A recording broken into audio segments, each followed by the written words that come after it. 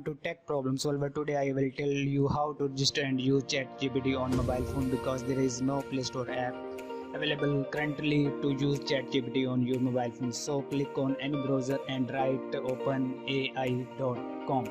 and get registered. First of all, sign up, continue to you create your account, create your password and click continue. Verify your email address.